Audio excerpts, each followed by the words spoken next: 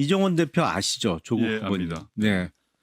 그런데 이 사람이 최근에 본인의 방송을 통해서 저희 어머니를 수원에서 사체를 했다라고 비난을 했어요. 근데 이건 도를 넘어도 지나치게 많이 남은 것 같습니다. 사실은 저희 집이 무슨 사학재단을 소유한 거룩한 집안은 아닙니다만 저희 어머니가 리어커를 끄면서 간장 행상을 해서 어렵게 자식을 키우다가 20년을 병상에 누워 계시다가 돌아가셨는데 아무리 선거판이지만 이건 너무 지나친 거 아닌가요? 근데 최근에 조국 후보님하고 평택까지 내려와서 방송을 같이 했던 사람이에요. 이게 불과 며칠 전입니다. 그런데 아무리 선거에서 승리가 중요하고 그걸 위해서 상대방에 대한 네거티브를 한다고 하더라도 이미 고인이 된 분에 대해서 이렇게 하는 건 이거는 폐륜 정치 아닌가요? 저 인터뷰는 지금 말씀하신 어머니에 대한 인터뷰가 아니고 김용남 불과 후보께서 며칠 전입니다. 근데 김용남 후보자께서 세월호 참사 문제에 대한 발언 때문에 그 참사의 피해자 아버지가 저 시라타파의 PD분과 같이 와서 한 겁니다. 지금 마치 저때 저와 시라타파가 김용남 후보의 어머니 얘기를 한 것처럼 화살표를 만들고 아니죠. 전혀 그 말씀을 안 드린 거예요. 전혀 사실이 불과 아니죠. 며칠 전에 평택까지 와서 조국 후보님하고 같이 방송했던 사람이 그 방송 내용은 시사타파의 이종원 대표라는 것이고 두 분에게 하셔야 됩니다. 짧게 1분 한 말씀만 남았습니다. 드리겠습니다. 웅동학원과 관련해서 동생분이 웅동학원을 상대로 거액의 채무를 지게 소송을 해서 승소를 했죠. 7년 전에 웅동학원 사회 환원을 하겠다고 하더니 지금은 빚이 많아서 못한다고 하고 계세요. 이게 말이 됩니까? 답을 하겠습니다. 웅동학원 지금 현재 이사회에 저희 가족 한 명도 없습니다. 25년도에 한 명도 빠지셨죠? 없습니다. 최근에 모두 빠지셨죠? 빠졌고요. 이사진에서 가족들이 다 빠진 게 몇 년도입니까? 모두 빠졌고요. 1년 전이죠. 연도는 정확히 모르겠습니다. 다 2025년도에 빠진 그 거죠. 관련해서 저희 그 동생이 어떤 일을 했는지를 제가 어떻게 알겠습니까? 그 시점에. 조국과 김용남이 맞붙었습니다. 서로 날카롭게 찌르고 받아쳤지만 이 싸움은 누가 이겨도 개운하지 않습니다. 한쪽이 이겨도 끝나는 문제가 아니라 범진보 진영 안에 남은 상처가 더 깊어질 수 있기 때문입니다. 결국 남는 건 승리보다 상처입니다. 오늘은 이 충돌 속에 담긴 씁쓸한 쟁점을 짚어보겠습니다. 예, 저 어제 한판 승부 주최 토론회에서 김용남 후보와 조국 후보 두 분이 가장 치열하게 토론했던 장면을 클립을 보여드렸는데, 자, 이 장면 후에 거의 토론 끝머리에 이제 조국 후보의 단일화는 정말 어려울 것 같다. 김용남 후보가 이제 본인은 선거 때 경쟁해도 선거 끝나면 또 형 동생하면 잘 지내는 스타일인데 이번 선거는 정말 어렵겠다 이런 취지의 말씀을 했고 오늘 당 분위기도 그런 것 같습니다. 예. 네거티브가 이제 극단으로 가면 이렇게 되는 거거든요. 사실은 이게 작용 반작용이라고 사실 시작 자체는 뭐 조국 후보 측인 조국 혁신당에서 많이 김용남 후보를 했습니다. 예. 아마 참았던 것 같은데 김용남 후보 입장에서 당연하죠. 토론회에서는 그런 얘기를 할 수밖에 없는 상황이고 예. 공격. 근데 사실은 이것도 사실은 김용남 후보가 봤을 때는 본인이 당한 거에 대해서 반박을 하는 과정에서 좀 울컥하는 모습도 예. 있었고 또 거기다가 또 웅동학원 얘기까지 하면서 좀 예. 커지는 상황인데 예. 결과론적으로 이 네거티브가 저는 선거에 효과는 별로 없다고 보거든요. 아. 이걸 갖고 아유 저 사람 나쁘네. 이거 찍기가 저는 크게 효과가 없다고 보는데 아마 뭐 저 선거에 임하는 사람들 할 수 있는 게 저거밖에 없다고 생각해서 하는데 궁극적으로 큰 정치로 생각했을 때는요. 좀 전에 질문을 하셨지만 예. 합당이 어려워질 것 같아요. 합당까지. 예, 저는 아, 그렇게 봅니다. 단일화는 물론 예, 합당까지 어렵다. 그러니까 궁극적으로 만약 김용남 후보가 된다고 했을 때 아하. 좀 건널 수 없는 그 강을 건너버리는 모습이거든요. 그래서 사실 네거티브 하더라도 선을 넘으면 안 되는데 예. 그 선까지 넘어가는 저 모양새로 생각이 듭니다. 박진영 원장님.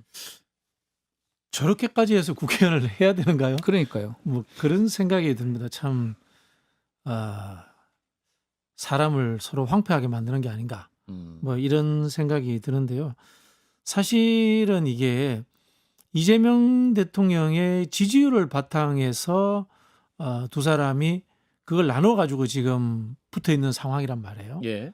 예, 그런 상황인데 과연 이렇게 이제 네거티브가 극단으로 가는 게 이른바 이 민주 진보 진영에 도움이 되는가? 박준 변호사 이야기처럼 향후에 참 연대는 현실적으로 불가능하겠구나 라는 생각도 들고요. 누가 이기더라도 이거는 상처뿐인 영광이다. 그런 생각이 듭니다. 예. 아까 이제 박 변호사님은 이제 이런 상황에서 김용남 후보가 당선이 되면 민주당과 조국혁신은 더욱 합당이 어려울 것이다까지 말씀하셨는데 만약에 조국 후보가 당선되는 경우도 상정할 수 있을 것 같은데. 마찬가지 아닐까 마찬가지다. 싶어요. 예. 예. 왜냐하면 민주당에서도 뭐 지도부도 그렇고요. 민주당 후보가 되기를 바라는 거지. 예. 조국혁신당 후보가 근데 이 와중에 조금 뭐 여러 가지 얘기들은 있습니다. 민주당 지지자인데 이제 뭐 해당 행위 아니냐 이런 얘기가 있는데 예, 맞아요. 이게 다 상책으로 남는 거거든요. 결국은 만약에 이제 조국 후보가 당선되고 나중에 합당 얘기가 나온다면 일각에서는 절대 해서는 안 된다 이런 얘기가 분명히 나올 겁니다. 예. 그래서 이래 되나 저래 되나 어렵습니다. 박 부원장님. 그러니까 조국 후보의 인생 목표, 정치적 여정의 최종 목표가 평택에서 국회의원 한번 하는 건가요? 만약에 뭐 그래서 국회의원이 되었다고 칩시다. 얼마나 강력한 비토층이 본인한테 생기겠습니까? 그래서 제가 말씀드리는 게 이거 이기더라도 상처뿐인 영광이다라는 말씀 드리고 싶고요.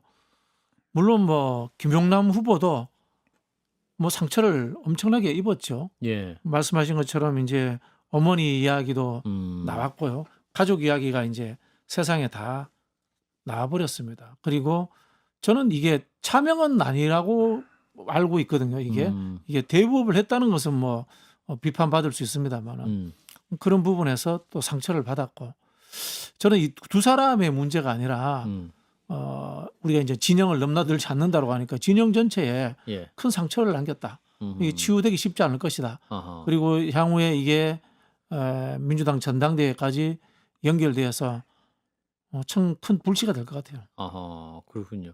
이제 전당대회 말씀하셨습니다만 이제 그 민주당 당원 모임 중 하나인 더불어민주당 권리당원 일동이라는 이름으로 어제부터 이제 김용남 후보의 사퇴 또 지도부의 결단을 요구하는 온라인 서명 운동이 시작했다고 하는데 요거 이제 경기도당에서는 명백한 해당 행위다 이렇게 얘기하고 있습니다만 조승근 사무총장은 소명자를 다 받았다. 김용남 후보의 뭐 최근 아까 대법 관련해서 이제 엄호하는 상황이긴 한데 이런 흐름들 자체가 민주당에 굉장히 안 좋은 안 거 좋죠. 붙죠. 예, 예. 안 좋죠. 예. 매우 안 좋고 뭐 좀 전에 우리 박진영 평론가께서는 모르겠다 차명 이렇게 했는데 예. 대부업 불법 아니에요. 고리 대금업이 아니에요. 그건 대부업체예요. 예, 예. 본인의 해명이 맞느냐 안 맞느냐 이게 문제지. 그걸 했다고 해가지고 뭐 할 것도 아니고요. 예. 그걸 무슨 고리 사채업인 것처럼 이렇게 표현하는 거는 상당한 호도라고 봐야 될 것 같고요. 그러니까 본인이 해명한 게 틀렸다면 이제 그거는 본인 책임져야 돼요. 예, 예. 근데 그게 아닌 이상은 뭐 고리업을 하든 죄송해요 대부업을 하든 뭐 문제가 될 건 없습니다 사실은. 예, 예. 차명도 아니고요 사실 지금 보면 어쨌든 간에 아주 되고 싶어서 남 공격하는 거잖아요. 예. 그 표 받아와야 되니까. 예. 그 부분은 이해를 합니다. 뭐 왜냐하면 저쪽에 멀리 가가지고 국민의힘 쪽 표 받아오긴 어려우니까. 예. 근데 이제 그 상체기가 커지는 거고 그게 이용되는 쪽에 한쪽이 뭐냐 하면 저는 민주당 쪽에 일부 인사라고 보는 거거든요. 그 권리당원 모임이 진짜 권리당원 모임이고 어느 정도 수인지는 모르지만 예. 이것까지 다 피해가 될 것 같아요. 아하. 해당행위 맞죠. 예, 예. 예. 만약에 조국 후보가 민주당원이었으면 민주당 후보로 나왔으면 뭘 하겠습니까? 아니잖아요. 예. 조국 후보로 나온 사람이에요. 예. 근데 저 딴 데 가가지고 그 사람을 도우거나 한다 그러면 해당 행위에 해당한다고 봐야 되겠죠. 자, 이런 가운데 이제 진보당 김재현 후보 오늘 이제 김용남 후보와의 단일화표에서 못 느낀다. 이제 박성태 뉴스에서 인터뷰를 했고 당과의 또 공식 논의도 없었다라는 건데.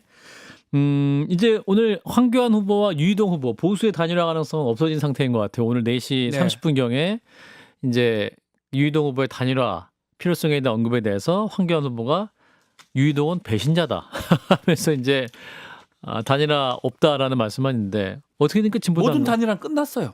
끝났어요. 오늘까지거든요, 사실은. 내일부터는 이제 사전 투표는 투표를 있으니까. 하기 때문에 오늘까지 하는 방식으로는 따져보면 사퇴를 하는 방법인데 오늘 뭐 밤에라도 뭐 한다면 뭐 하는 건데 예. 만약에 이제 가정적인 얘기지만 보수 진영에서 단일화 됐다면 약간 진보 진영도 가능성이 압력을 받았을 텐데. 예, 없잖아 있을 건데 아하. 그게 털어졌기 때문에 예. 저는 없을 거고 있다 하더라도 큰 의미는 없을 것 같습니다. 평택에서. 뭐 한다면 예. 김재현 후보가 뭐 본인 말씀은 이제 안 하겠다는데 예. 사퇴를 하면서 누굴 지지 선언하거나 아. 할 방법은 있겠죠. 아하. 근데 그게 지금 해서 뭐 큰 의미가 있을까 싶어요. 그렇군요. 박정 부원장님. 저도 뭐 단일화 가능성은 없다고 없다. 봅니다. 네. 그렇군요.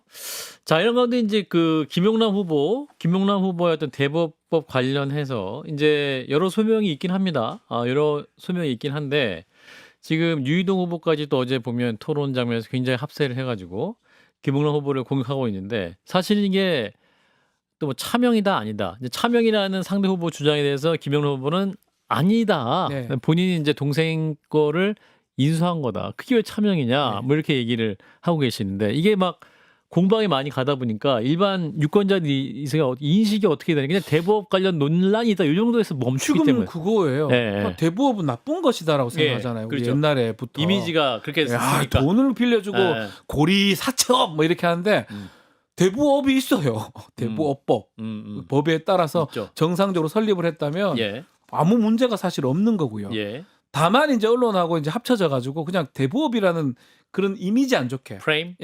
좀 만들어지는 것 같고 예. 뭐 그걸 이용하는 건지는 알 수 없지만 조국 혁신당의 조국 후보는 그걸 좀 타는 모양새고요. 예. 뭐 그렇게 지금 이해되는데 실제로 이제 선거가 거의 이제 내일부터 사전 투표니까 예. 해명도 안 될 뿐더러 아. 검증도 안 됩니다. 투표 끝날 때까지. 이제는 여기 끝났어요. 제가 그때도 얘기를 했지만 지난주에도 그 얘기를 했지만 예. 시간 관계상 해명이 안 되고 검증도 안 돼요. 다만 이제 이게 나중에 이제 만약에 뭐 검증했는데 잘못됐다 그러면 그때 책임질 수는 있겠죠. 근데 투표에는 저는 큰 영향은 사실 없을 것이다. 박정 부원장. 이 상황이 결과론적으로는 예. 당이 책임져야 되는 상황으로 당이 가는 거예요. 공천을- 말씀하신 것처럼 아. 현재 상황에서는 알 수가 없어요. 예, 예. 현재 상황에서는 민주당은 후보를 냈고 음. 그 후보를 대해서 당선시키기 위해서 노력을 하는 거고 그리고 그 후보의 소명을 듣고 같이 방어를 하는 거고 뭐 이게 이제 정답인 거고요. 예. 이 결과론적인 부분에서는 김용남 후보도 이 지역에 본인이 출마하고 싶어서 간 사람이 아니에요. 그렇죠. 전략공천으로 간 거예요. 맞죠. 그렇지 않습니까? 예. 그렇게 된다면은 결국은 공천한 당이 책임지는 형태로 가게 되고 아까 말씀드린 것처럼 이게 올 초에 있었던 보안 수사권 논란, 그다음에 조국 당과의 졸속 합당 논란 덧붙여 가지고 민주당 내에 크나큰 분란의 요소로 계속 남을 것 같아요. 네, 뭐 저는 일종의 권력 투쟁으로 봅니다. 일종의 8월 전당대회 예. 앞두고. 조국 혁신당의 조국 후보도 그래요. 좀 더 기다렸다가 뭐 2년 후에 해도 되는데 이렇게 함으로써 결국은 권력 투쟁 중간에 끼어드는 거. 그건 모든 게 권력 투쟁하는 걸 저는 잘못했다고 보지 않아요. 그럼 실패하면 모든 게 그선 지는 게 될 겁니다. 예, 예. 아마 뭐 투표가 끝나면 이제 결과는 나오겠죠. 좀 전에 말했지만 누가 이겨도 누가 지든 간에 뭐 민주 진보 진영에 큰 상처가 될 것 같아요. 그래서 그런 것 좀 생각했었으면 좋았을 거다 이 생각이 드네요. 이제 덧붙이자면 예. 권력 투쟁할 수도 있는데요. 그게 국정 운영을 방해해서는 안 그러니까요. 되잖아요. 여권의 분열이 국정 운영에 무슨 도움이 되겠습니까? 그렇죠. 그런 부분에서 이제 걱정인 거죠. 아하. 그렇죠. 일주일 후에 뵈면 이제 6월 4일이거든요. 예.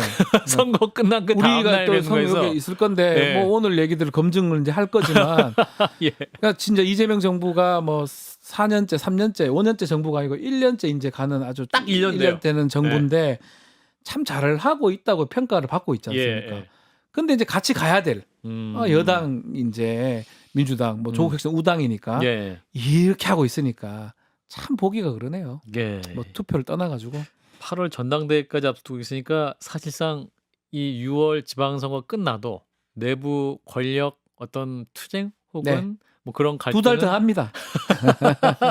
똑같은 행동을 할 가능성이 오히려 매우 높아요. 더 가속화될 수도 있겠다. 뭐 나는 그런 뭐 그렇겠죠. 생각이 들고요. 예. 예. 우리 두 분이 힘 하나도 없으시네. 네, 떠나고 싶네요. 잠시 2달 동안 여행을. 그러니까 슬픈 거죠. 슬프네요. 왜냐하면 예, 예. 정권이 탄력을 받아서 해야 되거든요. 예, 행정부도 예. 입법부에 도움이 없으면 안 되는 건데 그렇죠, 그렇죠. 입법부가 이렇게 쪼개져 있고 예. 자기들 권력 잡으려고 하고 있으면 행정부가 힘을 못 받습니다. 우리 박구영 교수님 예. 이번 선거의 의미 요런 거 또 부여하는 거 좋아하잖아요. 철학자들. 우리가 지금 선거의 의미를 부여한 거는 내란 청산하고 이재명 정부에 힘 실어준다. 네. 요 정도에서 마무리를 지었거든요. 네. 이번 선거의 의미를. 철학적으로는 여기다 또 살 더 붙일 거 아니에요. 그러니까 대한민국이라는 국가 체계가 급격하게 변화를 겪고 있는데 그에 부합하는 선거가 이루어지느냐 못 이루어지느냐. 또 다른 말로 하면 더불어민주당이 현재의 대한민국의 변화를 지속적으로 이끌어갈 만한 정당으로 태어나느냐 그렇지 못하느냐 하는 중대한 선거가 있다고 저는 봅니다. 그래서 간단한 문제의 출발점을 생각해 보면 그러니까 지난번 박근혜 탄핵, 대선, 문재인 정부 탄생, 그다음에 치러진 지방선거, 이번에 윤석열 탄핵, 그다음에 대선 그리고 지방선거 똑같았거든요. 네네네. 거의 똑같은데 결정적 차이가 있어요. 오. 결정 차이가 뭐냐면 네. 지난 지방선거에서는 대체적으로 국민의힘 전신 정당이 대체적으로는 정당 지지율이 20%를 넘은 적이 없어요. 그러니까 각 후보가 뭐 꽤 많은 표를 받은 적은 있지만 정당 지지율은 대개 15%에서 20%를 못 넘었어요. 근데 지금은 여러 조사에서 보면은 35%를 넘고 있습니다. 이 차이가 뭐냐 이거죠. 오히려 내란이 있었는데도. 네. 그러게요. 왜 차이가 뭐냐? 그러면 가장 큰 차이는 지난번에는 저는 그렇게 생각해요. 적어도 최소한의 동양적 관심 왔을 때 동양적 정의관이라는 게 있거든요. 동양에서는 오랫동안 정의의 핵심을 부끄러움을 아는 거예요. 부끄러울 때는 부끄러움을 아는 거. 그런데 그게 지난번 박근혜 탄핵 이후에 보수가 부끄러움을 어느 정도는 인정했다고 봐요. 그래서 일정한 부분은 혼동과 혼재 속에서 해체돼가는 과정이었거든요. 그런데 그때 자기들이 실패했다고 보는 거고 그러면서 지금은 인정해서 실패했다. 네, 그래서 실패했다고 보고 오히려 지금은 뭘로 뭉쳐있냐면 일정하게는 분노로 뭉쳐있는데 분노가 신념화된 형태인데 그게 뭐냐 극우를 박근혜 정부 때까지만 하더라도 극우를 사용하고 이용했어요. 거기서 멈췄어요. 그런데 윤석열 정부가 한 가장 큰 잘못된 지는 뭐냐면 극우를 제도화한 거예요. 극우를 제도화한다는 건 무슨 말이냐? 예전에 우리 작가님하고 저하고 파시즘 같이 논의한 적도 있지만 유럽 파시즘에서 가장 큰 깨달음은 뭐냐? 극우를 제도화하는 순간 언제든지 그 나라는 파시즘에 의해서 지배될 수 있다는 거예요. 그럴 수 있겠네. 그게 실제 유럽 사람들의 합의고 그래서 지금 유럽 사람들은 저 독일이나 프랑스나 이태리 사람들은 어떤 경우에도 극우와 연정하지 않는다는 거거든요. 그런데 그걸 윤석열이 깨뜨렸어요. 윤석열이 실질적으로 저는 극우와 연정 형태를 갖다고 보거든요. 다른 모든 합리적인 진보 세력과 중도 세력과는 중도나 보수와는 결별하면서 오히려 극우를 제도권 안으로 끌어들였다. 그리고 그 결과가 지금 우리가 보고 있는 거라는 거거든요.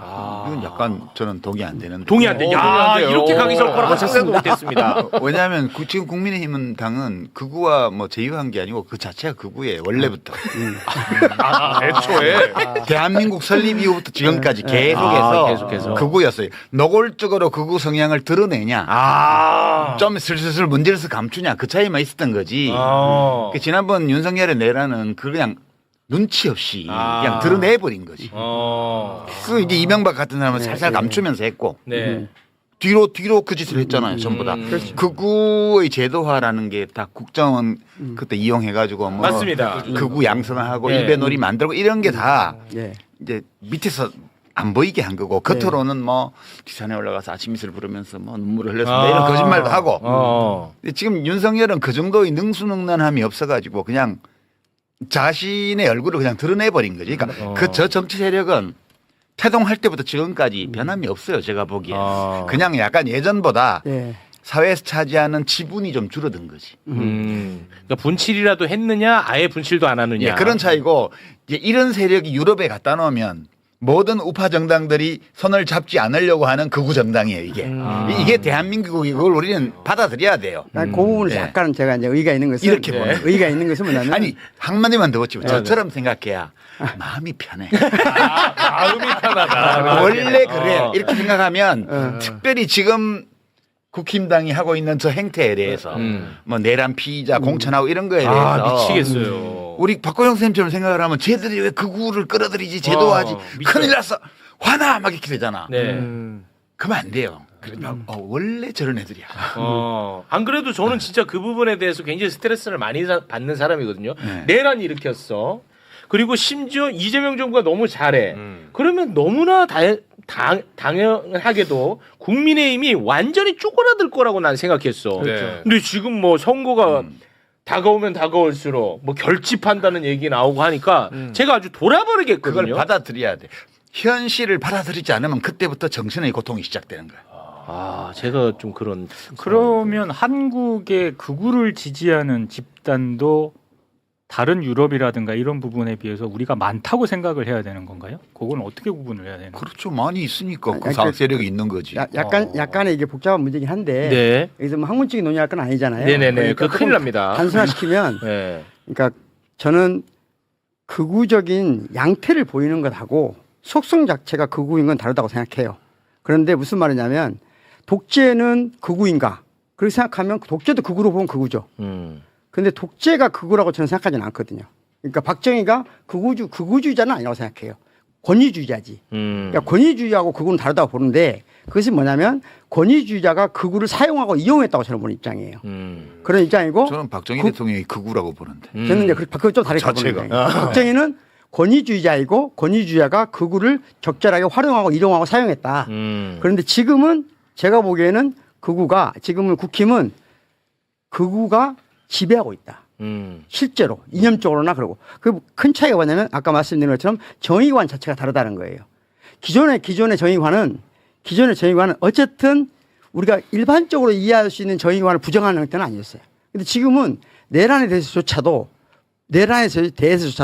부끄럽게 여기지 않고 오히려 피해의 서사로 분노로 뭉쳐 있다는 거예요. 참 미치겠어요. 이런 점에서 조금 차이가 있다. 네. 저는 그렇게 보는데 뭐 그게 중요한 문제인지는 모르겠지만 일단은 그렇게 본다. 그 중요하지 않은 문제이기 때문에 네, 그렇죠. 그냥 우리 마음이 편한 쪽으로 생각해요. 편한 쪽으로. 오케이. 저처럼 생각하면 네. 훨씬 마음이 편해요. 그렇구나. 근데 실제로 이번에 내란과 관련된 후보자들이 엄청 많아요. 네. 참여연대가 요거를 좀 정리를 했더라고요. 그거 한번 좀 볼까요? 이렇게나 많아. 야, 몇 개 한번 좀 소개를 해봐. 이게 가당키나 한 나라냐는 거예요. 저는 그러니까 스트레스가 없을 수가 없습니다. 제가. 내란 중요임무 종사 혐의로 기소된 후보 추경호, 김현태 있고 내란 또 윤석열 비호하거나 옹호, 이정현, 이장우, 김영환, 김태규, 이용, 이철호, 박민식, 안태욱, 김석훈, 뭐 고기철, 오세훈, 김두겸, 이진숙, 박형준, 박완수, 김진태 이 외에도 하여튼 25명이고 그렇습니다. 대표적으로 이거지 그 밑에 시의원, 구의원까지 하면 훨씬 더 많아. 그러니까 내 말이 맞는 거예요. 그 사람들이 극우와 제휴를 한 게 아니고 저 당은 자체가 극우라니까. 그러니까 이런 사람들을 후보로 막 각급 선거 후보로 공천하는 게 해서는 안 될 일을 한 게 아니고 그들로서는 할 수밖에 없는 일을 한 거예요. 받아들여. 네. 그렇구나. 원래 그래 왔다. 네, 쟤들은 원래 그런 애들이야. 근데 많이 약해졌잖아. 약해진 건 맞아요. 네. 근데 그 지금 뭐 또 계속해서 결집한다 그러고 굉장히 지금 나오는 여론조사를 보면 점점 붙거나 역전당하는 경우도 약해진 건 있고. 확실하다고 보고요. 약해진 건 맞아요. 약해진 것도 확실하고 기울어진 운동장이 우리 쪽으로 와 있는 것도 확실하다고 생각해요. 다만 그게 상당히 위험한 신호라는 거거든요.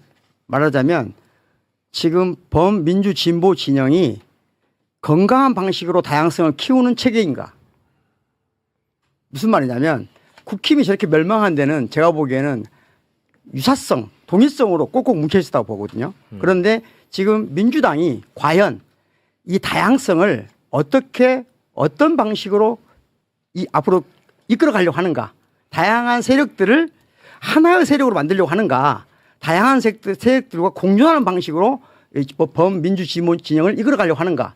기로점에 서 있다고 생각해요. 그러니까 국민의힘이 쪼그라든 만큼 민주당은 좀 더 넓어질 텐데 이거를 굉장히 다양해질 거 아닙니까? 그렇죠. 이걸 어떤 식으로 함께 갈 것이냐 이 그렇죠. 문제가 굉장히 심각한 굉장히 문제라는 중요한 거예요. 문제가 됐다. 와, 정리 진짜 잘하신다. 맞아요? 역시 진짜 우리 강성필 지금 부대변인. 네네네. 그런 문제 고민하고 있을 거 아니에요, 민주당 분들은. 그렇죠. 근데 저는 방금도 여쭤보고 싶었던 게 그러면 그 구구가 좀 줄어들고 있는데 왜 20대 이 젊은 사람들은 구구 보수가 늘어나고 있는지 사실 우리가 여론조사를 돌릴 때마다 계속해서 이 젊은 층들이 오히려 더 4.19나 5.18 보면은 더 젊은 사람들이 분노하고 거기서 대항을 맞아, 해야 되는데 그래왔지. 왜 지금 이렇게 반대되는 현상이라는 전 그게 그 궁금해요. MB가 뿌린 씨앗이잖아. 논점 일탈 하지 말고. 그건 제가 민주당 분위기 어때? 이 문제 지금 최욱 씨가 정리한 이 문제 있잖아요. 네네네. 뭐 생각이나 해? 왜 또 그렇게 아프게 하세요? 고민이나 하냐고. 제가 부대변님은 그런 지위에 있지 않을 것 같고. 아우, 무슨 네, 소리? 지금 난 종편 수계들을 잘 보고 있거든. 네. 민주당을 대표해서 나눈 종편 출연자들을. 네. 그 저분들의 말 속에 저는 민주당 당원도 아니고 그 내부 사정을 모르니까 무언가 그들이 이 고민하는 문제들이 좀 비쳐 나올 거다라고 이렇게 기대하면서 이렇게 좀 이렇게 보고 있는데 본 잠정적인 결론은 고민이 한 개도 없구나.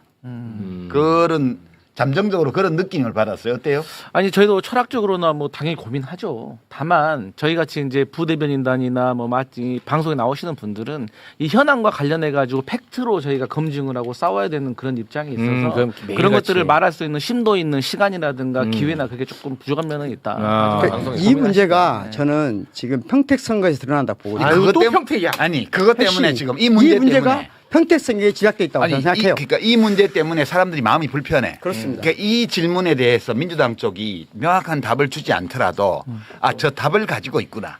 그리고 대충 그 답은 이런 것 같아라고 짐작할 수 있으면 사람들이 마음이 편해.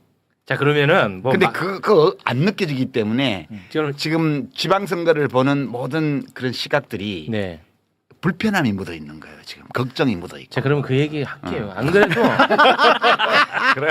아니 이게 저는 진짜 이것과 관련해 가지고 솔직히 궁금한 게 되게 많아요. 저는 그런데 요거 일단 하나만 확인하고 갈게요. 여기 계신 분들 다 똑똑하신 분들이니까 댓글상으로는 굉장히 뜨겁잖아요. 평택 을이. 네. 근데 실제 대한민국의 그냥 많은 국민들도 이 현상과 이 사안에 대해서 이 정도로 뜨겁게 관심을 갖는 건 맞아요? 관심은 있죠. 그거는 사람들이 맞아요. 표현은 잘 안 하는데. 그건 맞고. 관심은 많아요. 근데 이제 이게 이 평택을 문제는 그냥 하나의 상징적인 거고요. 평택을이 왜 저렇게 시끄러워 보이냐는 평택을 자체가 문제가 아니고 그 자체도 문제지만 지금 최욱 씨가 정리했던 그 문제 있잖아요. 지금 구조가 이렇습니다. 철학적으로 하면 복잡한데 그냥 외부의 적이 약해졌어요. 네. 그렇죠. 네? 외부의 적이 약해지면 내부의 싸움이 생기게 돼요. 이게 좋다 나쁘다 따질 필요도 없고 원래 그런 거예요. 자연의 섭니다. 네, 그런 거예요. 외부의 적이 약해지면 내부에서 싸움이 일어나요. 근데 이제 어떤 정당이나 정치 세력이 얼마나 건강하며 어떤 희망찬 미래를 열 수 있는 주체인가를 판단할 때 외부의 적이 약해질 때 내부에서 권력 다툼이 일어나는 건 불가피하고 자연스러운 일인데 이거를 어떤 방식으로 해내냐 이걸 보면 그 집단을 알 수 있어요. 얼마나 믿을 수 있는지. 그러니까 최욱 씨가 아까 정리한 문제가 이 문제예요. 네. 뭐 추상적으로 얘기하면 다양한 세력을 어떻게 하나의 목표 아래에서 결속해서 서로 연대 협력하면서 함께 나아갈 것이냐. 공동의 선을 이루기 위해서 최대한의 역량을 발휘해 나갈 것이냐는 문제인데 지금 민주당에서 이 지방선거 본격 들어가기 전부터 벌어진 여러 양상, 작년 말 금년 초부터 이게 외부의 적이 약해졌기 때문에 내부에서 권력 다툼이 생기는 것은 필연적인데 이 권력 다툼을 어떤 방식으로 지금 하고 있는가를 보면 네. 너무너무 저열한 방식으로 이게 진행되어 왔어요. 그리고 평택을의 공천, 그다음에 평택을 선거가 진행되는 과정에서 드러난 조국혁신당과 민주당 사이 여러 문제 이런 것들은 그 반영이라고 나는 보는 거예요. 알겠습니다. 예. 저 작가님 진행의 효율성을 위해서 제가 불편하더라도 요 얘기를 먼저 하고 분석으로 들어갈게요. 그러죠. 네, 왜냐 댓글도 그렇고 이게 해결이 안 되면 뒤에 거를 들으려는 준비가 안 될 겁니다. 네. 네. 저와 또 가까운 분도 이런 얘기를 하더라고요. 뭐냐 유시민은 조국을 대통령으로 만들어야겠다라는 정답을 하나 만들어 놓고 그 정답 아래에서 논리를 개발해낸 것 같다. 그래서 평택을에 대한 목소리를 내고자 하는 거 아니겠느냐 이런 이야기들을 하더라고요. 많이 나도 섞고 있어요. 많이 듣잖아요. 이거 아실 거 아니에요. 그럼요. 다 지금 알죠. 댓글도 이제 그런 의견들도 지금 뭐 이게 다 전부라는 건 아닙니다. 의견이. 예. 요 부분을 먼저 말씀을 해 주셔야 이런 분들도 들을 준비가 될 것 같아요. 그러니까 이제 제가 그 뉴스공장에 나가서 그 문제, 총 지방선거 이후에 여러 상황을 감안할 때 조국이 되는 게 좀 낫지 않나? 이렇게 말을 한 거를 두고 제일 많이 나온 비평이, 그러니까 제가 뭐 어디 가서 뭐라고 비평을 한마디 하면 한 100명이 물어 뜯는 것 같아요. 그리고 한 10명 정도는 그래도 그게 일리 있지 않아요? 그 정도 얘기해 주는 것 같고. 우리 강성필 씨는 100명 중에 들어가나요? 10명 중에 들어가나요? 잘 모르겠는데. 아니 이러니까 최진봉이 안 하는 거죠. 네, 그거는 이제 그러니까 어떤 평이 제일 많냐 하면 네. 조국 지지 이렇게 하면 될 걸. 왜 쓸데없는 얘기를 갖다 붙여 그렇지. 이렇게 얘기를 하더라고요. 맞아요. 그러니까 그분 이제 그거 제가 어떻게 이해를 하냐 하면 네. 비평이라는 거는 비평가가 자기 자신을 어떤 대상에 투영하는 경우가 많아요. 지가 그렇다고. 그러니까 그 사람들이 어떻게 비평을 하냐면 난 누굴 지지해. 그러고 정해놓고 그 지지하는 이유를 갖다 붙인다고. 자기들이 그렇게 하기 때문에 나도 그렇게 했으리라고 주장하고 있는 거예요. 그런 경우가 많긴 해 진짜. 그런 경우도 있고 안 그런 경우도 네. 있죠. 그러면 따져봐야 돼요. 그 사람이 네. 하는 말이 뭔가를. 네. 지금 사실 좀 제가 기괴하다고 표현을 했는데 이상해요. 보통은 민주당 같은 큰 정당은 뭐 이렇게 국민 지지가 일정 부분 있는 정치인이 있으면 자꾸 데리고 올라오고 그래 원래. 우리 같이 해요. 여기 들어와서 해요. 거기 따로 있어하고 뭐 안 돼요. 이렇게 하는 게 그게 지금까지 봐온 우리 민주당의 모습이에요. 제가 옛날에 대선 후보 지지율 좀 나왔을 때도 같이 하자고 많이 들어와서 그랬거든요. 아 들어와서 해라. 제가 안 들어간 거지. 네. 그런데 지금 민주당은 이 사람을 못 들어오게 해. 지난번에 통합파동 때도 보면 나는 민주당에서 단 한 번도 상당한 정도의 국민 지지를 받고 있는 정치 세력 또는 정치인을 못 들어오게 하는 경우는 난 처음 봤어요. 이게 이상하다. 이상하다. 이거 뭔가 잘못됐다. 이렇게 생각한 거예요.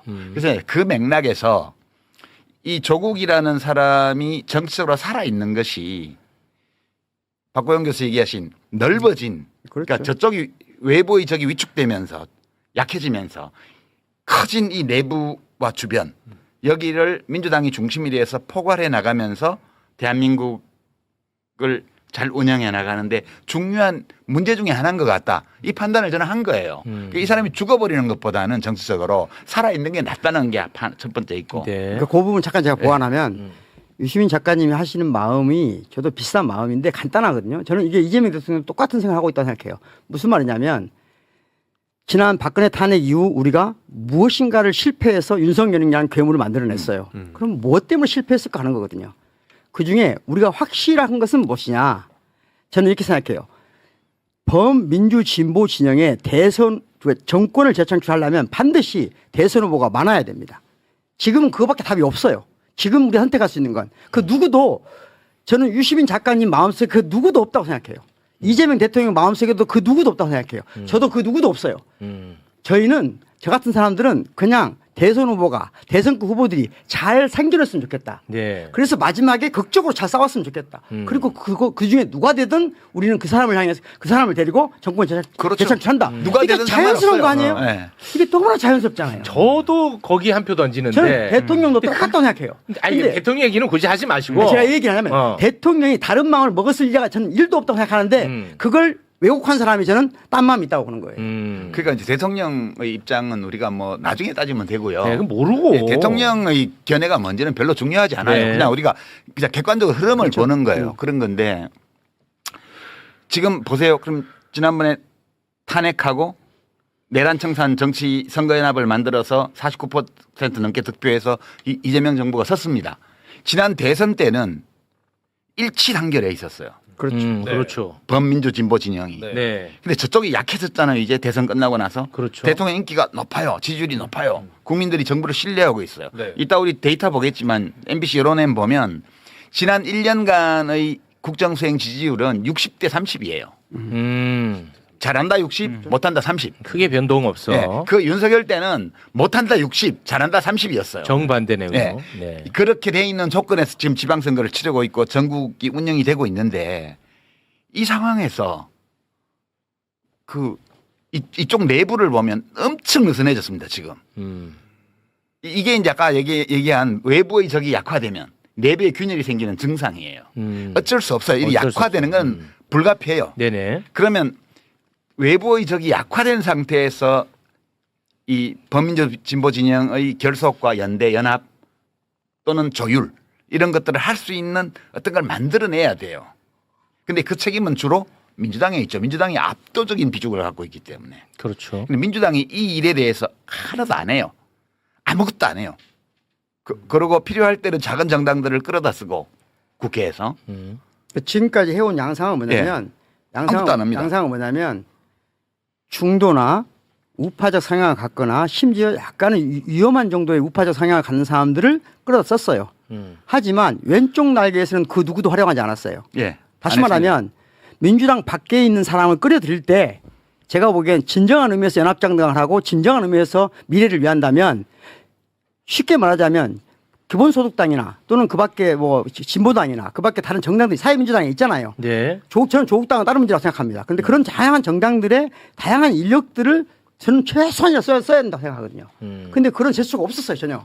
정당도 없었고 정부도 없었어요. 근데 이제 그 문제보다 더 심각한 거는 이렇게 진단을 누가 하잖아요. 예. 그러면 지금 어떤 네트워크가 만들어져 있냐면 지금 언론은 조국에 불리한 보도는 옛날에 엄청나게 많이 했고 지금도 많이 하고 있어요. 그러나 조국의 경쟁자에게 불리한 사건은 어떤 사실이 나와도 거의 보도 안 합니다. 지금도 마찬가지예요.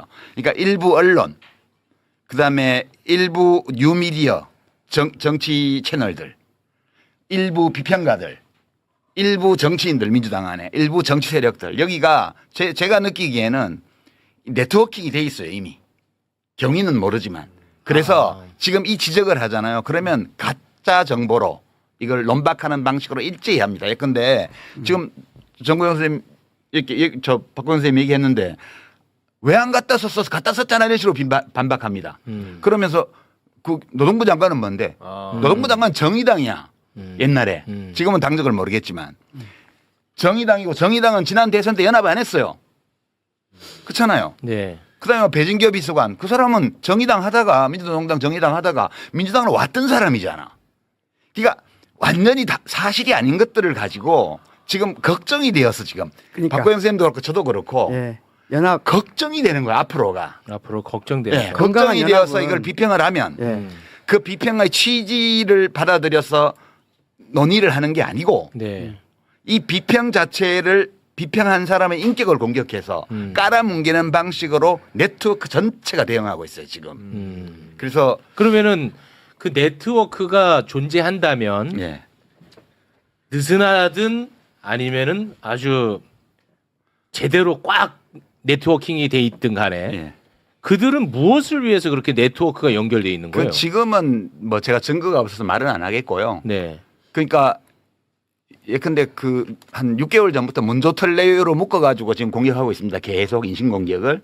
문재인 대통령 비하하는 것부터 시작됩니다. 문재인 대통령 비하, 조국 비난, 정청래 욕하고 이제 김어준 유시민 비방하고 이렇게 딱 묶어져 있어요. 이게 저는 무지무지하게 조직적으로 지난 6개월 동안 진행되어 왔다고 보고요. 네. 이게 그냥 그렇게 어떤 사람이 만든 사조직이 이렇게 하고 있다면 별 문제 아닌데 네.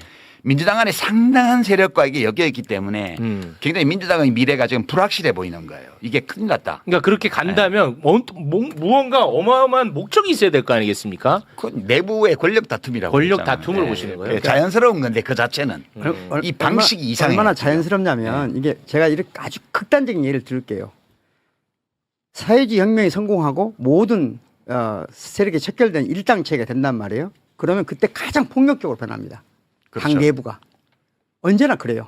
그러니까 지금 우파가 극우화되면서 저는 약해지다 보니까 범민주 진보 진영 내부가 지나치게 폭력적이에요. 그렇죠. 무지하게 폭력적입니다. 네, 이게 지금.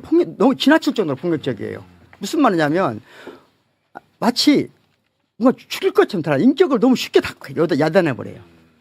아니 전임 대통령에 대해서도 이런 식으로 우리 민주당 범민주 진보 진영들이 대통령에 대해서 조금 마음에 든고 안 들고 있는 부분이 있는 건데 그렇죠. 그런 거 인격적으로 살인해버려요. 이런 일은 없었어요. 그런데 이런 일이 왜 생겼냐? 저는 첫 근본적인 원인은 우파가 극우화되고 우리 내부가 너무 펑퍼짐해졌다. 그런데 이때 가장 중요한 문제는 뭐냐? 우리가 이 다양성을 어떻게 관리하고 어떻게 이끌어갈 것인가에 대한 저는 합의가 있어야 한다고 생각해요. 합의 과정이 필요하다고 보고 숙고가 필요하다고 봐요. 그런데 그 문제에 대한 숙고가 없이 권력 싸움을 한다. 그게 너무 지나치다. 자, 어찌됐든 두 분은 이 상황이 걱정이 돼가지고 그렇죠. 말씀을 하시는 네. 거라면 저는 6개월 전부터 계속 말씀하셨죠. 걱정해왔어요. 예. 그 굉장히 그 같은 맥락 속에서 말씀을 계속 하신다는 걸 제가 느끼고 있는데 그렇다면 그거를 잘 설득하는 것도 굉장히 중요하지 않습니까? 그렇죠.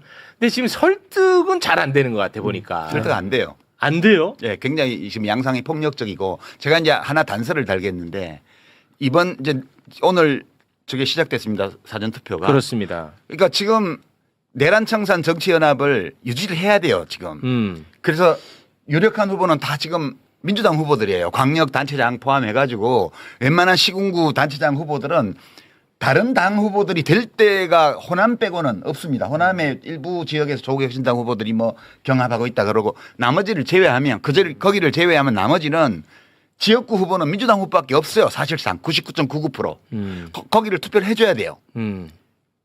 그렇죠. 네, 거기를 투표를 해서 그 지난 대선의 지금 연장전이거든요. 이게 2라운드예요. 지금 지난번 네. 대선의 1라운드 내란청산. 지금 지방선거가 2라운드고 2년 후에 3라운드 총선이 또 있습니다. 그러니까 1라운드 연합을 2라운드에서 유지해야 돼요. 강화할 수 있으면 강화하고. 그렇게 해서 표를 다 찍어줘야 됩니다. 나와서 투표해야 되고 민주당 후보에게 표를 찍어서 국힘 후보를 떨어뜨려야 돼요. 이게 지금 내란청산 2라운드이기 때문에. 그렇죠. 그런데 민주당에서는 그것만 하라는 거야 지금. 유권자들 보고. 누구를 내든 어떤 함량미달 후보를 내든 어떤 문제 있는 후보를 내든 우리가 후보 냈으면 잔소리 하지 말고 이 국짐 제로의 대의에 동참하는 자라면 다 우리 후보를 찍어줘야 돼. 너네 당원들 중에서 딴 당 후보 지지하면 징계할 거야. 이런 식의 폭력적인 은사를 당 조직에서 막 내고 있습니다. 이거 저는 적신호라고 봐요. 그래서 유권자들은 구분해야 됩니다. 지금 옛날 같으면 화나서 나 탈당해. 절대 탈당하면 안 되고요. 어느 당이든. 그 당에 몸담고 있으면서 그거는 나중에 바로 잡으면 돼요. 선거는 이 내란청산 선거연합의 승리를 담보할 수 있도록 최대한 투표를 하시고. 그죠? 그 다음에 평택을해서 누가 되냐. 무슨 상관이 있어요 솔직히. 아니 여야 구도가 변하기를 합니까? 뭐가 바뀌어요? 입법권과 관련해서는 이번 지금 보궐선거 10몇 개 있는 지역이 어떤 결과가 나더라도 국회의 입법권 행사에는 아무 영향이 없어요. 네. 그래서 이거를 의식하는 사람들이 그 뒤를 생각할 때 다시 국회에서 검찰개혁을 완수하고 그다음에 3라운드 2년 후에 총선 때 또 연대연합을 만들어내는 그다음 또 대선까지 가는 이걸 내다보는 당원들이나 지지자들은 이걸 걱정해서 지금 평택에서 고민하는 거거든요. 자기가 민주당 평소 지지자고 당원임에도 불구하고 정말 민주당 후보를 찍어야 돼. 이 고민하는 마음을 알아주고 그분들에게 우리도 그런 고민을 하고 있다고 얘기를 하고 그럼에도 불구하고 우리 당 후보니까 찍어달라고 부탁하는 거는 가능해요. 근데 니네 안 찍으면 징계할 거야. 이런 태도는 저는 민주당 계열의 정당에서는 처음 봤어요. 그건 제가 알기로는 걷어들인 것으로 알고 있어요. 처음에 그 경기도당이 네, 그런 네. 식으로 성명서를 냈는데 그건 제가 보기엔 폭력적이거든요. 알겠습니다. 제가 그러면 약간 좀 폭력적인데 논의를 조금 그러면 좁혀가지고 요 우리 강성필 네. 부대변인님한테 한번 좀 질문을 하겠습니다. 그 민주당 정치인 중에서도 이런 얘기를 하는 사람이 있어서 네. 제가 한번 이 세계관이 제가 정리가 안 돼서 한번 좀 여쭤보는 건데 평택을 김용남 후보가 민주당 후보니까 그렇죠. 김용남을 우리가 반드시 당선시켜야 된다. 네. 그건 이상할 게 없어요. 그럼요. 그런데 같은 사람입니다. 네. 그런데 전북도지사는 무소속 김관영 후보가 되면 안 될 거 아니에요. 이 논리라면. 그렇죠. 근데 이거에 대해서는 또 굉장히 반대하는 듯한 발언을 하거든요. 그러니까 김관영에 대해서 뭔가 좀 기우는 듯한 발언을 한단 말이에요. 이게 안 맞잖아, 두 가지가. 그렇게 말하는 사람은 안 맞죠. 하지만 저처럼 평택에서도 우리 김용남 후보가 당선되어야 한다. 그리고 전북에서도 이원택 민주당 후보가 당선되어야 한다. 그거 굉장히 일관성 있잖아. 저는 뭐 그러니까 그 논리의 정합성이 있잖아요. 네. 근데 제가 말씀드린 이거를 어떻게 설명할 것이냐. 그러니까 제가 이걸 뭐 비난하자는 게 아니라 진짜 궁금해서 여쭤보는 거예요. 그런데 이 평택에서의 우리 민주당 후보에 대한 결함, 그리고 전북에서의 우리 후보에 대한 결함, 혹은 그 후보를 선정하는 과정에 있어서의 미숙함, 이것은 지도부가 나중에 책임을 져야죠. 하지만 지도부가 이미 그걸 결정을 했는데 결정하기 전에는 내부적으로도 말이 많았습니다. 이게 맞나? 이 사람이 맞나? 하지만 지도부가, 당대표가 결정을 해버렸으면 뭐 다른 당원과 지지자들은 다른 얘기를 할 수는 있겠지만 최소한도로 당직자 혹은 민주당의 명함을 달고 방송에 나가는 사람들은 그렇지. 거기에 대해서 반대되는 말을 한다는 것은 좀 당직 내려놔야죠. 부 대표님부터 책임지셔야 되겠네. 부 네. 대표님부터. 네, 뭐 어쩔 수 없는 거죠. 당직 그러면. 내려놓고 당직 내려놓고 아니 그 말씀 당직 내려놓고 해야 되는 거 아니에요? 아닙니다. 제가 그러니까 일관성을 말하는 정파적인 건 좋은데 네. 정파적일 수 있죠. 당연히 모든 정치인들은 정파적이니까 정파적일 수 있어요. 그런데 이 우리 같은 사람은 지금 정파적이지 않단 말이에요. 네. 정파가 없어요. 범민주 진보 진영이 건강하게 성장하게 바라는 뿐이에요. 그런 관점에서 얘기를 하는 때 예를 들자면 이 문제에 관해서 자 저는 대부업이나 또는 사채업자가 우리 공동체 구성원이라는 걸 인정합니다. 첫 번째. 그러니까 우리 공동체 구성원일 수 있다고 인정해요. 그런 의심을 받거나 그런 내 가족 중에 할 수 있다고 생각해요. 아니, 대법 자체는 불법이 아니고. 아니 제 가족을 할 수 있다고 생각해요. 예. 그런데 그 사람을 우리의 대표로 내세운 상징적 대표로 내세운 것에 대해서는 불편하게 생각할 수 있어요. 즉 그 문제를 제기할 때 당이 어떤 태도를 취해야 되냐 문제예요. 그렇지. 그걸 물어보는데 우리 그걸 엉뚱한 식으로 전략적으로 말할 게 아니고 이 문제에 대해서 상의해 보자는 거예요. 당원들은. 그런데 그러면 너희는 반대편이 되니까 응징하겠다? 이거 굉장히 잘못된 거죠. 우리 아까 말했잖아요. 다양성을 어떻게 수용할 것인가. 그럼 정당 내부에서 다양성의 범위까지가 어디까지인가. 저는 정당 원이 된다는 거 김영남 전 의원이 후보가 더불어민주당의 구성원이 되는 것은 아무 문제가 없다고 생각해요. 그리고 선출직에 나가는 것도 아무 문제 없는데 그걸 당에서 알고 뽑았나요? 알고 그 사람 선출했나요? 몰랐죠. 몰랐겠죠. 몰랐는데 우리 알게 됐어 지금. 네. 그럼 그거 어떻게 할 것이냐 이게. 그 문제에 대해서 논의해보자는 거잖아요. 그러니까 당의 사무총장이 소명이 다 됐다 이런 식으로 말을 하는 거는 제가 그거는 정말 당원 주권에 대한 그렇죠. 도전이고요. 그렇죠. 아니, 제가 근데 국민을 사실 무시하는 거야. 그러니까 제가 고럴 때 좀 힘들거든요. 저는. 근데 이게 워낙 이제 조불수 프레임이 강하게 걸려 있다 보니까 제가 이게 말하는 게 굉장히 조심스러워요. 근데 저는 그런 거에 대해서 그러니까 뭐냐면 하루 종일 조국 후보를 비판하는 거 저는 너무 가능하다고 봐요. 그러니까 민주당 입장에서는 너무 자연스럽고 너무 당연하죠.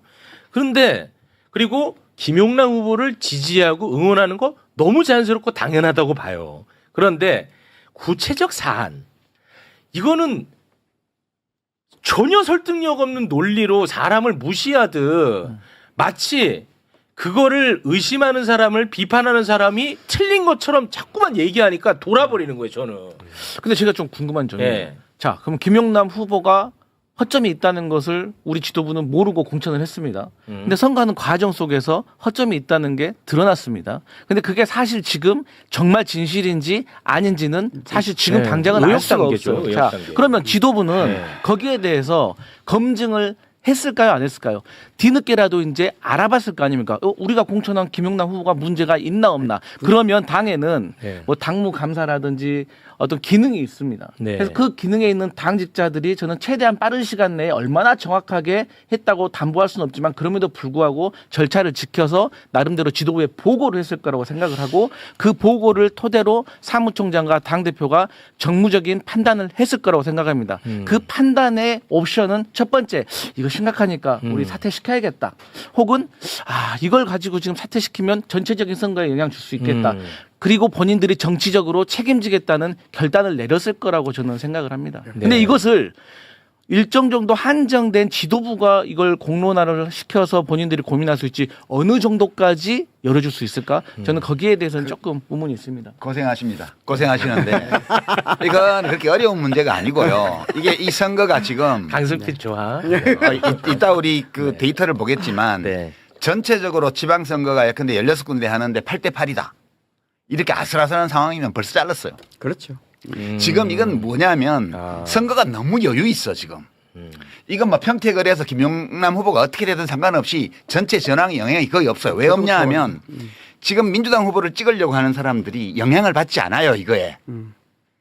평택을 민주당 후보가 무슨 사채업을 무슨 차명으로 했는지 안 했는지 했다 하더라도 그거는 거기 문제지. 이것 때문에 내가 민주당을 지지 안 한다는 거 이런 거 없어. 그럴 것 같아요. 그렇기 때문에 선거가 무지 여유 있어요 지금. 그래서 크게 경각심을 가지고 이 문제를 보지를 않아. 그러니까 내버려 두는 거예요. 예전에 총선 때 일을 들어볼까요? 총선 때 민주당이 이재명 대통령이 당대표 시절에 총선 치르면서 여러 우여곡절이 있었습니다. 네. 어떤 사람은 잘려나오고 어떤 사람은 네, 맞아요. 버팅기고 뭐 네. 옛날에 무슨 어디 기구한 무슨 글에 뭐 좀 험한 말을 했다 이런 걸 뭐 노무현 대통령 깐 적이 있다 뭐 온갖 거 가지고 다 이렇게 해서 후보를 교체하기도 하고 막 다 했습니다. 그럴 때 어떻게 하냐 하면 정당이라는 건 그렇습니다. 갑자기 몰랐던 사항이 팍 튀쳐나오잖아요. 네. 그러면 당사자하고 그 당사자를 당 지도부에 이렇게 연결해서 공천 과정에서 작용했던 정치인하고 막 수시로 통화합니다. 그리고 당사자를 불러갖고 사실이 뭔지를 물어본 다음에 어떻게 했으면 좋겠냐 물어봐요. 그럼 당사자가 보통은 저는 이거 억울한데 근데 지금 선거 임박해 있기 때문에 이거를 사실관계를 다투기 시작하면 당 전체가 계속 공격받을 것 같습니다. 그 제가 여기서 자진 사퇴하는 걸로 하시죠. 그리고 빨리 그 대안을 수습 국면으로 가겠죠. 대안을 빨리 해줬으면 좋겠습니다. 이렇게 한 다음에 본인이 발표하고 당에서는 수용하고 그다음에 새로운 후보를 내고 이런 과정을 다 밟았어요. 김용남 후보의 경우는 왜 안 되냐? 안 되는 거예요 이게 지금. 서로 간에 그 과거에 민주당의 후보가 어떤 문제가 불거져서 그것이 사실이든 아니든 간에 언론의 공격을 대대적으로 받기 시작하면 벌써 본인이 나 때문에 당이 선거에 지장을 받을 위험이 있다는 것 때문에 괴로워요. 네. 그래서 본인이 물러나려고 그럽니다. 이 싸움은 내가 나중에까지 한 자연인으로서 내가 언론하고 뭐 다 해나갈 거다. 그러나 지금 당에 피해가 갈 수 있기 때문에 제가 물러서겠습니다. 이렇게 수습하는 게 199이에요. 근데 지금 이 건은 이게 통하지를 않아요. 이 스토리에는. 제가 상세한 내용을 아는 건 아니지만 이 커뮤니케이션이 김용남 후보의 경우에 작동하지 않아요. 그리고 이제 김용남 후보하고 어릴 때부터 대학생 때부터 잘 아는 뭐 어떤 도당위원장이나 이런 사람들은 계속 김용남 커버 치는 뭐 무슨 당원들 협박하는 그런 성명이나 내고 있고 당 사무총장은 별 문제 없다는 식으로 얘기하고 지금 이렇게 작동하고 있는 거여서 이거는 김용남이 되고 안 되고 문제가 아니고 야 민주당 큰일이다. 그렇죠. 어떻게 하면 좋냐 이거. 그러니까 제가 생각하기에는 그건 거예요. 사람마다 다 이 문제를 바라보고 문제를 제기하는 방식이 다른데 제 관점은 그런 거예요. 아까 다양성을 어떻게 관리할 것인가. 그러면 첫 번째 여러 가지 민주 진보 진영 내에도 다양한 정치 세력이 있잖아요. 그렇죠. 그 세력과 어떤 형식으로 포용하고 포섭하고 동화시킬 것이냐 아니면 인정하고 존중하고 연대할 것이냐. 이 첫 번째 문제고요. 두 번째 문제는 뭐냐면 내부로 들어온 사람들을 어떻게 관리할 것이냐 문제거든요. 그러면 김용남 후보의 경우 우리 민주당의 당원이고 민주당이 활동하는 건 오케이. 그런데 선출적으로 내세울 정도의 앞으로 이런 후보를 알게 됐을 때 우리가 선출적으로 내세우는 것이 민주당이라고 하는 정체성이 맞냐라고 하는 것을 당원이 그런 심각한 문제의식을 제기하는 건 너무 자연스러운 거 아니에요? 자, 그럼 여기서 제 질문 하나 드릴게요. 만약에 평택을에 김용남 후보가 출마했어요. 그런데 조국혁신당의 조국 후보가 안 나왔어. 그런데 김용남 후보의 이런 문제가 수면 위로 올라왔어. 그럼 이 문제에 대해서도 이게 굉장히 지금처럼 이렇게 시끄러웠을까? 이런 거를 얘기하는 분들도 많더라고. 그러니까 결국은 이게 무슨 질문이냐? 결국은 조국을 지키기 위해서 김용남을 희생시키는 거 아니냐? 저는 반대로 말하겠습니다. 만약에 그런 경우라면 저는 사퇴했을 거라고 봅니다. 아, 오히려 더 사퇴했고 쉽게. 다시는 왜냐하면 지금 진보당 후보가 있거든요. 마음 편하거든요. 그렇죠. 지금은 조국이 있기 때문에 못하는 거예요. 냉정하게 말하면. 조국은 대선 후보라고 생각하기 때문에 민주당 많은 정치인들이 긴장하고 이 사태를 보기 때문이거든요. 제가 보기에는 솔직히 말씀드리면 셋 중에 누가 되나 저 같은 사람 아무 관심 없습니다. 김용남이 되나 조국이 되나 김재현 후보. 김재현 후보가 되나. 그런데 유이동만 아니면 됩니다. 그렇죠. 저는. 그렇습니다. 저는 그렇습니다. 냉정하게 예. 그런 거예요. 네. 그러면 김용남 후보가 문제 있으면 문제 있는 거 뭐 처리하면 끝나는 거예요. 근데 왜 안 하고 있냐? 조국 때문에 안 하는 거거든요. 조국이 없었다? 제가 보기에는 김용남 후보는 반드시 사퇴시켰습니다. 제가 보기엔 그래요. 근데 제 생각에는 진보당 쪽으로 진보당이 되면 안 됩니까?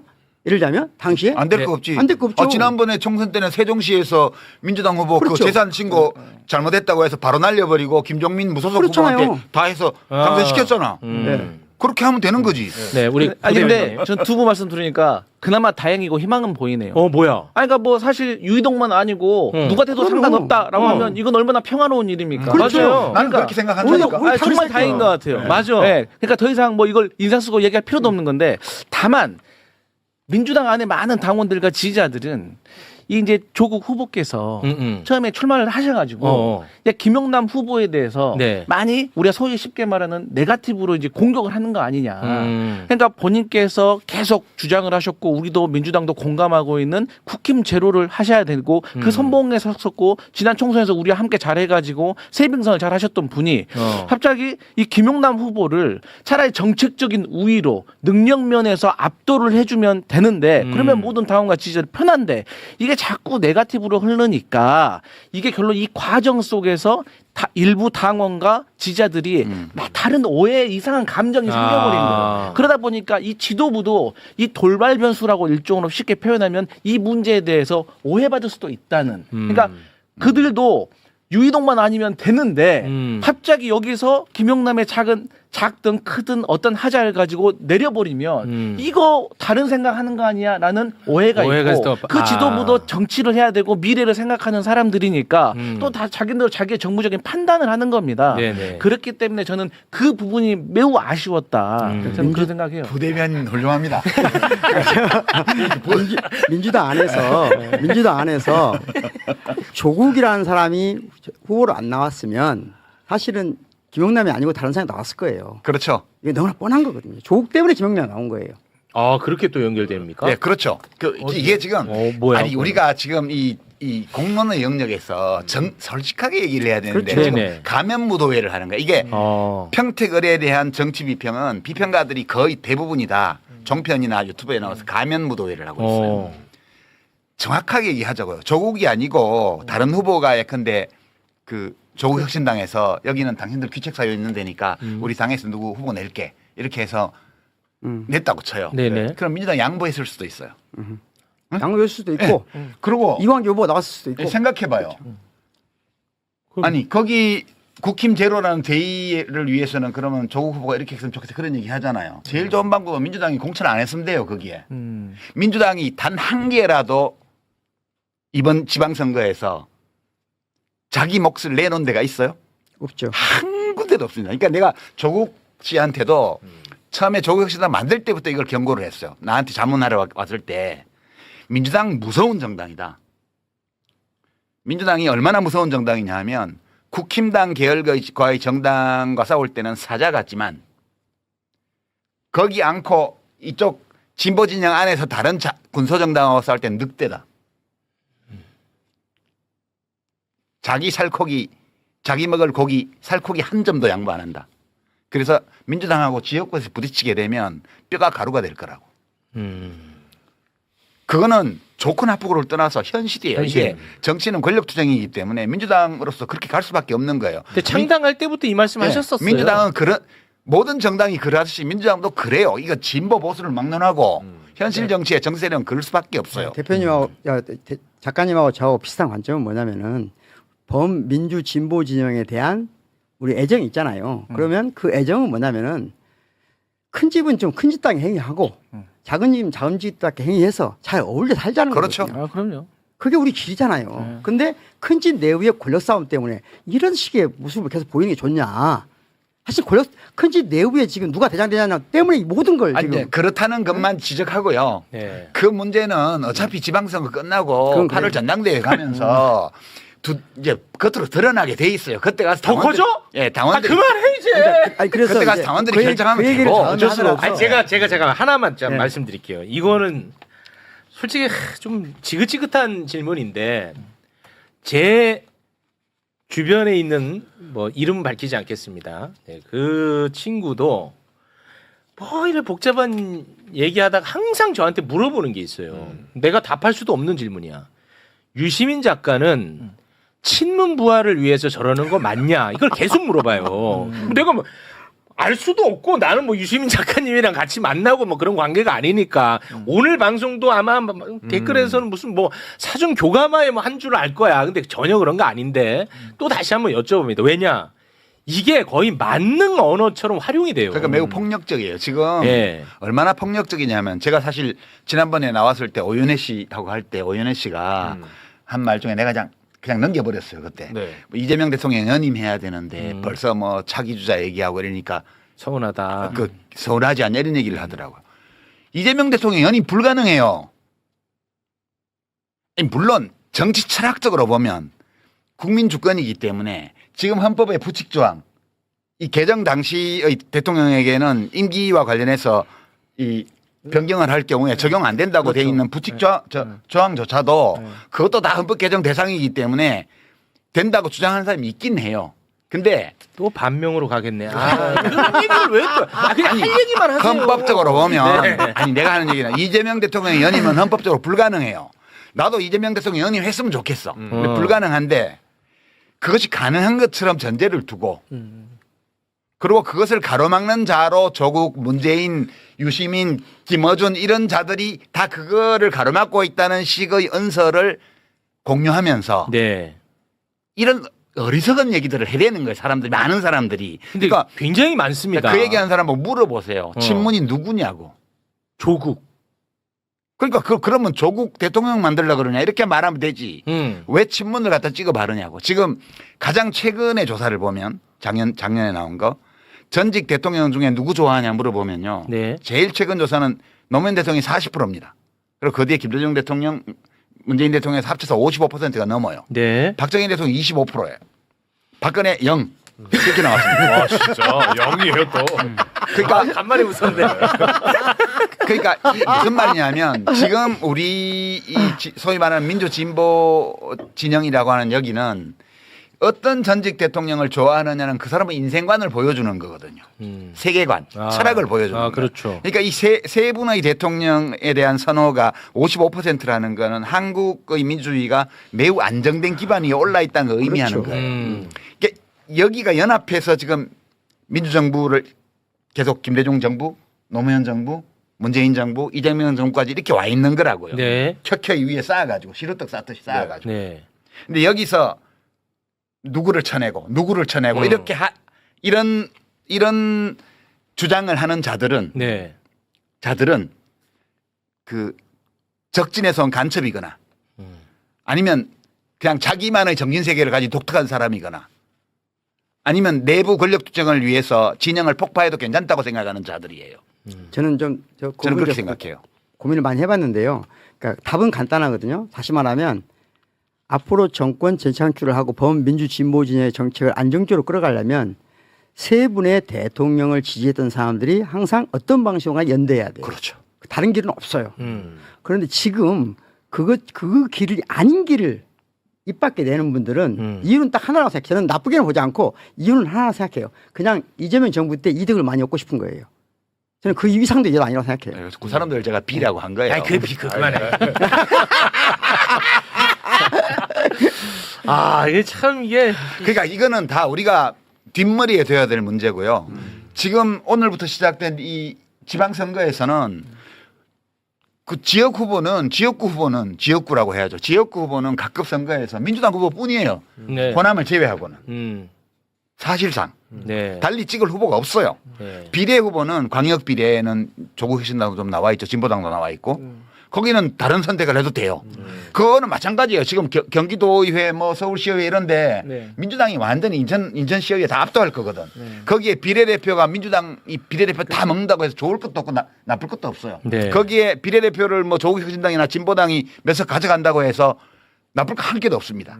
그거는 사실 박보영 선생님 말씀하신 게 그건데 우리가 그 세 분의 대통령 또 현직 대통령까지 포함해서 네 분의 대통령을 가장 좋아하는 이런 유권자들이 하나로 뭉쳐서 전체에 이루면서 자기 의사를 표출할 수 있는 방법을 찾으면 돼요. 이미 많은 유권자들이 그렇게 하고 있고요. 네. 오늘 그 사전 투표, 내일 사전 투표, 다음 주 수요일 날 투표는 그렇게 하고요. 네. 이 일이 이렇게 시끄럽게 된 거는 그 이유 때문임을 우리가 이해를 하면 하고 있어야 된다. 그 다음에 때 되면 정리하면 되지 뭐. 네. 이렇게 생각하면 되지. 그거 가지고 스트레스 받아서 밤에 잠을 못 자고 저 잠 못 이러면 자요. 안 된다 이거지. 최욱 씨가 하고 있다는 것 같아요. 그게 없다는 거지. 평택을에 얼마나 강력한 에너지가 모여 있냐면 제가 김용남 후보 인생 전체를 비판한 게 아니에요. 이번 해명이 너무 이거는 우리를 좀 무시하는 해명이다. 왜냐하면 지금 차명 의혹이야. 그리고 현금이 오고 갔다는 녹취가 나왔어.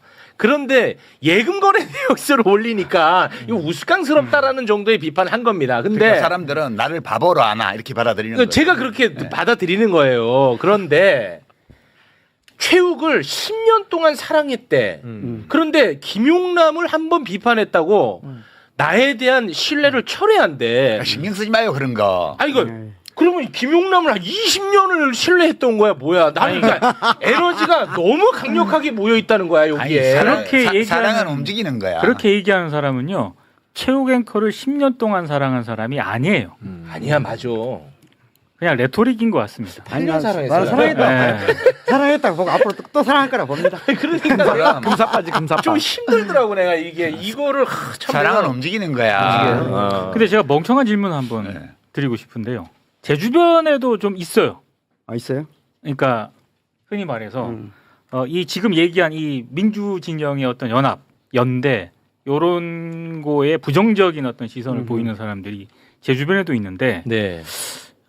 저는 좀 그분들하고 생각이 다르긴 합니다만 얘 주장하는 요지를 좀 들어보면 자기네들도 나중에 어찌됐든 지금 일종의 권력 투쟁을 하고 있는 거잖아요. 근데 자기네들이 어떤 민주당의 어떤 당권을 잡으면은 그것이 결국에는 이재명 정부와 이재명 대통령의 성공을 위하는 길이다. 이른바 친문이라든가 또 친문 나와. 예. 흔히 말하는 전통 민주당 세력들이 정권을 잡는 것보다는 자기들이 당권을 잡는 게 훨씬 더 이재명 정부의 실용주의 노선 뭐 이런 거를 더 강화하는 그런 계기가 되는 어떤 그런 것이다. 뭐 이런 식의 맞아. 주장을 많이 많아. 하거든요. 예. 그런 주장은 어떻게 생각하십니까? 꼭 잡으면 돼요. 그렇죠.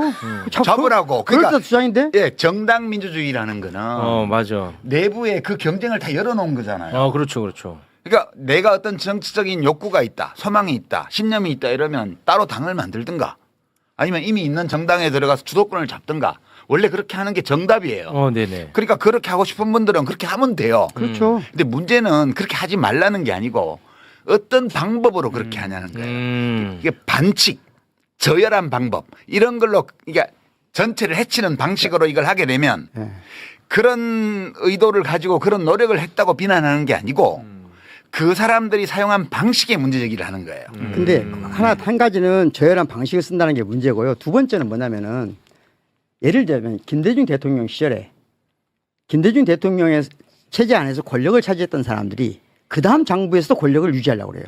그렇죠. 그것 때문에 왜곡시키는 거거든요. 그렇기 때문에 김대중 정부를 파괴시켜요. 똑같이 노무현 문재인 정부 시절에도 지금 친문 세력들이 일부 욕으로 먹거나 잘려나간 이유는 그 권력을 이재명 정부 때도 유지하려고 했기 때문에 문제가 된 거예요. 근데 친문 세력은 다 정리가 안 됐나요? 떨어져나갔죠. 다시 말하면 존재하지 않아요. 다시 아니, 말하면 다 떨어져 나갔잖아. 심판 받았잖아. 노무현 못 받아들인 김대중 세력들은 대부분 떨어져 나갔어요. 그렇지. 지금 살아있는 분도 한 분밖에 안 계세요. 그 표현이 정확하겠다. 박지원 대표 빼놓고는 한 분 있어요. 그 표현이 정확하겠다. 나머지 사람들은 다 떨려 나갔어요. 똑같이 이재명을 못 받아들인 친문 세력들은 다 제거됐어요. 그 표현이 없어요. 정확해. 지난 이게 총선을 정확한 통해서 다 거예요. 날아갔어. 그 표현이 정확한 것 그럼 같아요. 나중에 똑같거든요. 나중에도 누군가 데리고 오는 거 오겠죠. 그럼 또 같이 뭉쳐야 되잖아요. 그렇지. 근데 그걸 못 받으면 어떻게 되겠어요? 그렇게 되는 거예요. 그럼 또 이제 그 정리가 그래서 되겠죠. 저는 네 분의 대통령을 제발 좀 갈라서게 하지 말자. 그게 정서적으로 상처를 주냐. 네. 좋지 않은 방법이다. 근데 이게 왜 설득이 안 될까? 참. 안 되죠, 당연히. 적당히 하랍니다, 저보고. 역겹대요, 아니, 제가. 역겹대. 설득이 된다고 왜 안 되지라고 생각하면 자기가 괴로운 거야. 너무 원래 괴로워요. 설득이 안 돼요. 그렇지. 안 안 돼요? 되는 게 정상이야. 정상이에요? 그러니까 설득은 안 되지만 그래도 그 어떤 사안 문제에 대해서 거기에 관련돼 있는 의미 있는 정보, 그 정보에 대한 의미 일리 있는 해석 이런 것들을 우리들 각자 그냥 얘기하는 거예요. 그렇죠. 얘기해서 그 중에 누군가가 네. 그 듣고 보니 그게 맞는 것 같아서 입장을 바꾸면 바꾸는 거고 네. 안 바꾸면 안 바꾸는 거예요. 왜 남의 인생에 대해서 세계관에 대해서 왜 고통을 받아? 아니, 그러니까. 그거 최욱 씨 문제가 아니잖아. 아니, 제가 뭐 아주 큰 담론에 대한 설득을 얘기하는 게 아니고, 그러니까 좀 아주 유치한 얘기 할게요. 그게 아니고 뭐냐면 저는 이제 조블쇼로 프레이밍이 되어 있는데 굳이 따지면 저는 김용남 후보랑 더 가깝지 않겠어요? 물론 가깝지도 않아요. 매번 쇼를 오랫동안 함께 해왔고. 그 조국보다 김용남이 훨씬 많이 출연했지 않나? 비교도 안 되죠. 아니 조국 후보는요. 다시 한번 말씀드리지만 이게 2번 출연했는데 석방 이후에는 한 번도 매불쇼에 나온 적이 없어요. 석방 이후에. 근데 이상하다. 내가 매불쇼 나와가지고 우리 이재명 대통령 출연분 빼고는 내가 출연한 수요 난장판이 1등부터 한 10몇 등까지 다 하고 있잖아. 다 전부예요. 근데 왜 유불쇼라고는 안 그래? 아 그러네. 단 한 번도 그거 못 들어본 것 같은데. 그건 좀 아주 일리 있는 서운하셨구나. 아, 네. 조불쇼에 포함된 거 아니에요? 조불쇼에 포함된. 그러네요. 예. 아니 그리고 여러분이 만약에 저라면 자 여러분이 접니다. 체육은 뭐 보면은 평론가들이 체육은 어차피 돈밖에 모르니까 돈에 쫓아갈 거다. 얘는 조회수의 노예니까 조회수 쫓아갈 거다. 유시민은 책 팔아먹으려고 나오는 거다. 그거는 진짜 제가 정말 너무 화나는 네. 얘기고. 이제 그런단 말이에요. 그러면 여러분이 저라면 그 소수 정당이 뭐라고 조국 후보를 지지하겠습니까? 여러분이 저라면 할 이유가 없는 거예요. 저의 사적 욕망에 따라서도. 선거판의 치열한 네거티브 공방은 결국 깊은 갈등의 상처를 남겼습니다. 이번 선거는 단순히 누가 이기고 지느냐를 넘어 범민주 진영 전체에 뼈아픈 숙대를 던지고 있습니다. 눈앞의 권력 다툼과 분열을 넘어 국민에게 더 나은 정치 그리고 통합의 희망을 보여줄 수 있을까요? 여러분은 이번 이슈와 앞으로의 범민주 진영 행보를 어떻게 보십니까? 댓글로 여러분의 생각을 자유롭게 남겨주세요.